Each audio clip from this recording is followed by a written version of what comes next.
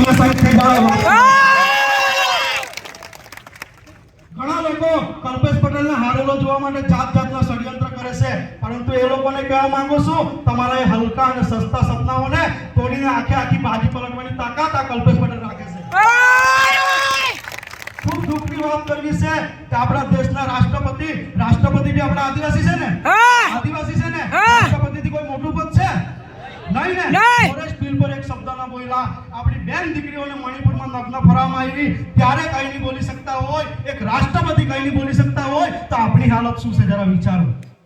લડવું પડશે, જીતવું પડશે, મારે યુવાનોને કહેવું પડશે, ભગતસિંહ અને બિરસા મુંડા બનવું પડશે હવે, કારણ કે આ લડાઈ આપણી જળ જંગલ જમીન બચાવવાની છે, આપણી અસ્તિત્વની લડાઈ છે। લડશો ને બધા? લડશો ને?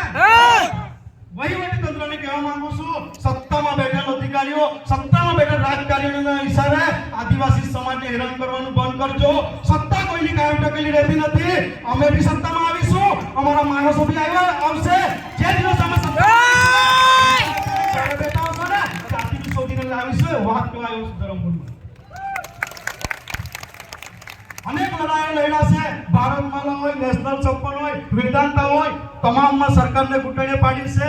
યુસુફ ગામિત સોનગઢ થી આવ્યા છે, એ આવતા હતા રસ્તા મને વાત કરી, ભાઈ કે અન્યાય સામે લડતા આ નફ્ફટ નાલાયક લોકો આપણે ભાઈ 14 જેટલા ખોટા ગુના દાખલ કરી દીધા, પરંતુ યુસુફ ગામિત આજે પણ કહેતો હોય 14 નહીં 15 થાય તો બી અન્યાય સામે લડીશું।